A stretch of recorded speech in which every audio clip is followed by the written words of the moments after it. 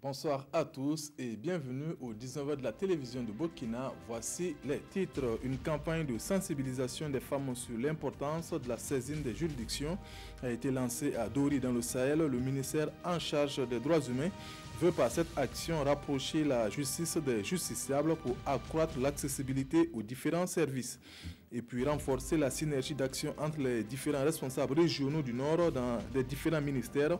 Voici l'objectif de la journée citoyenne tenue à Waiguya, chef-lieu de la région. C'est une activité qui est à sa première édition.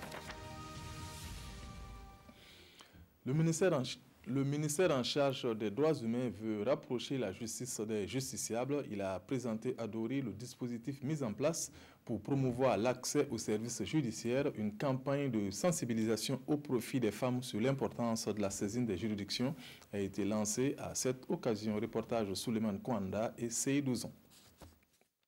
Malgré les mesures prises par le gouvernement burkinabé de rapprocher la justice du justiciable, force est de constater que les femmes éprouvent des difficultés pour saisir les juridictions du fait de la méconnaissance des procédures. Et c'est pour pallier un tant soit peu à cette nécessité qu'il est organisé cette rencontre de sensibilisation. La réalisation de cette campagne, principalement consacrée aux femmes, vise à rehausser en tout cas le taux de fréquentation des femmes dans les juridictions.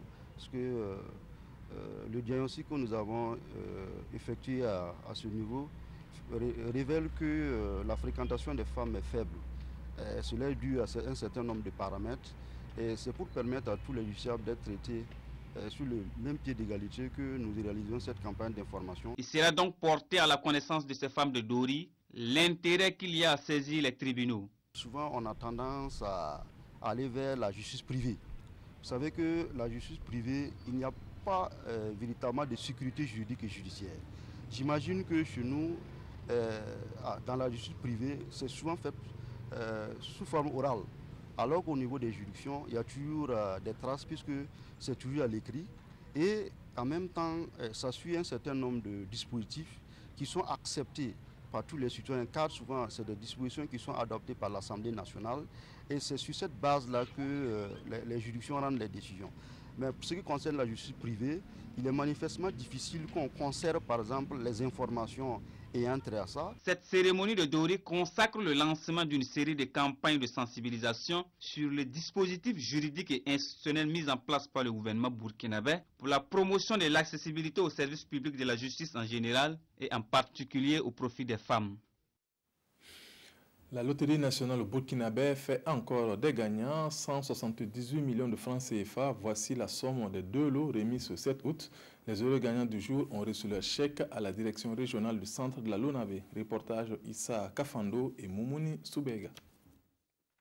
La Lonabé, la loterie nationale du Burkina, fait encore des heureux gagnants. Ousmane Zango, instituteur de profession, reçoit ici le premier prix avec un montant de plus de 89 240 000 francs CFA pour avoir déboursé la somme de 7 200 francs. Ibrahim Sanfo, deuxième lauréat, étudiant de son état, quant à lui, reçoit plus de 89 160 000 francs CFA. Il a déboursé la somme de 600 francs CFA. Tous reçoivent ici les félicitations et les conseils du directeur général de la Lonabé. Le premier responsable de la nationale des jeux du hasard les invite à utiliser ces gains à bon escient. Nous leur souhaitons d'en faire un bon usage. S'il y a un gain de ce niveau, le pays gagne toujours quand c'est bien utilisé parce que ça va aboutir à la création d'emplois, ça va aboutir à donner un coup de pouce, si petit soit-il, à l'économie du pays. Ce sont au total 178 millions de francs CFA qui sont remis aux deux parieurs ce 7 août. Les premiers vols pour le Hajj 2018 ont commencé, mais avant cette étape, les futurs pèlerins se sont familiarisés avec les différents actes à faire une fois sur place. Sur place, une formation pratique avec des pèlerins de Bobo Tulasso. C'est dans le reportage signé Hassan Gourabou et Kado Romenki. C'est un avant-goût du Hajj 2018. Avant de décoller sur l'Arabie Saoudite pour accomplir le 5e pilier de l'islam, ces futurs pèlerins s'imprègnent de ce qui sera leur quotidien, une fois à la Mecque. Il y a beaucoup d'actes que les gens doivent savoir de façon pratique, parce que le pèlerinage c'est physique. Comment on doit faire le tour du Tawaf, comment on peut faire le C, c'est-à-dire la course entre Safa et Marwa, comment il faut aller vers Mina, Arafat, Muzdalifa, comment il faut faire les jets de pierre. Donc de façon concrète, on a amené des représentations pour que les pèlerins puissent savoir.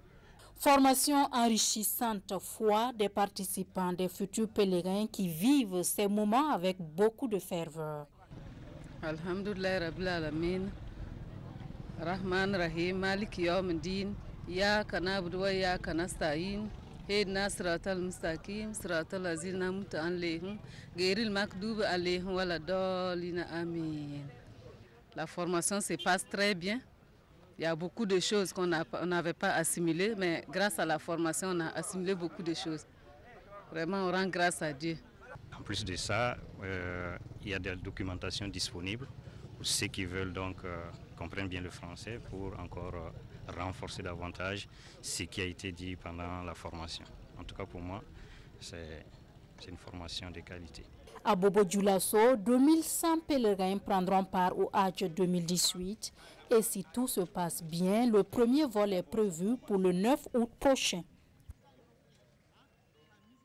Une journée citoyenne a été organisée à Waiguya dans la région du Nord. Elle a réuni les directeurs régionaux des différents ministères. C'est une activité qui vise à renforcer la synergie d'action entre ces différents responsables. La journée était à sa première édition. Issoufou Kaboré et Moussa Kiki.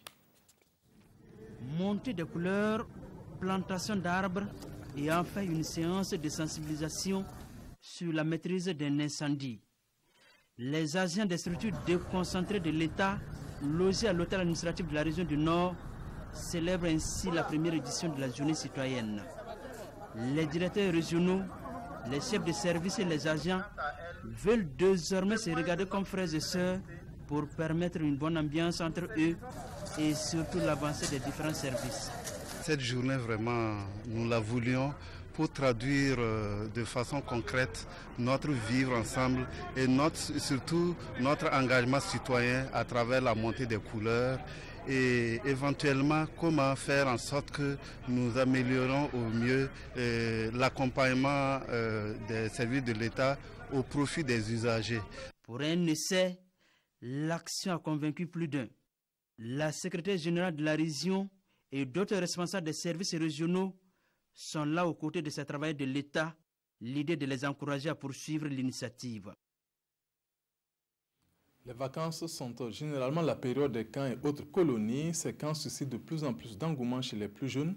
Comment se déroulent ces camps ou colonies? Quelles sont les activités menées? Une de nos équipes de la RTB de Haut-Bassin est allée faire le constat. Bilodou Bazongo et Karim Sissé.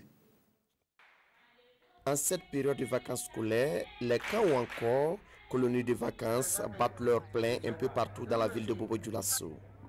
Chaque organisateur essaie de contribuer à l'éducation des enfants à travers des activités autres que scolaires. Il s'agit de recevoir les enfants autour de thèmes bien précis et d'essayer d'élever leur niveau intellectuel à partir de ces activités. Pour certains, c'est les voyages à l'étranger pour apprendre soit l'anglais, pour découvrir des sites. Pour d'autres, c'est des activités récréatives. D'autres aussi, c'est des activités pédagogiques. Ici, nous sommes au camp vacances, musique, culture et civisme. Dominique Rwamba et Hortense Kaboré apprennent les béabas de la musique aux enfants. Cette colonie est faite pour aider les enfants, pour connaître ce que c'est que la musique, parce que la musique, c'est quand même un art. Voilà. Ce n'est pas tout le monde qui fait la musique. Et quand on la fait aussi, ça apporte un plus. Là, Alassane Guira et ses colons sont en pleine cérémonie de clôture du camp vacances sur l'islam et le civisme. Un mois durant, ce promoteur s'est évertué à apprendre les notions de base de l'islam aux tout petits. Les enfants ont suivi des cours, les enseignants sont passés dans les classes chaque jour, donner des cours aux enfants sur l'islam, sur les valeurs civiques et morales. Et également, les enfants ont appris à lire le Coran, ils ont appris des invocations, ils ont appris comment prier, comment corriger les prières, et en tout cas beaucoup d'autres choses, des cultures générales dans la vie. Un peu plus loin, c'est un camp vacances foot. Un camp organisé par des anciens joueurs du RCB.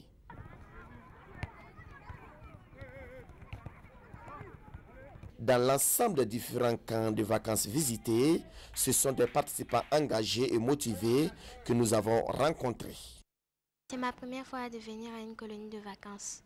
J'ai décidé de venir à cette colonie de vacances parce que je veux apprendre à chanter et à jouer des instruments. J'ai appris beaucoup de choses, comme par exemple les rabbana, la sourate Fatiha, tout ça, les invocations qu'on dit avant de manger, avant de rentrer dans la mosquée. Et c'était très intéressant. Qu'ils soient religieux, culturels ou sportifs, les camps vacances contribuent à forger la personnalité de l'enfant. Et au dire des organisateurs, l'engouement autour de ces camps ne fait que croître d'année en année. Une situation qui témoigne de la confiance des parents à ces différentes activités. C'est la fin de cette édition. Merci de nous avoir suivis. Fousseni Kindo vous retrouve sous le coup de 20h. Bonne suite de programme. Bonsoir.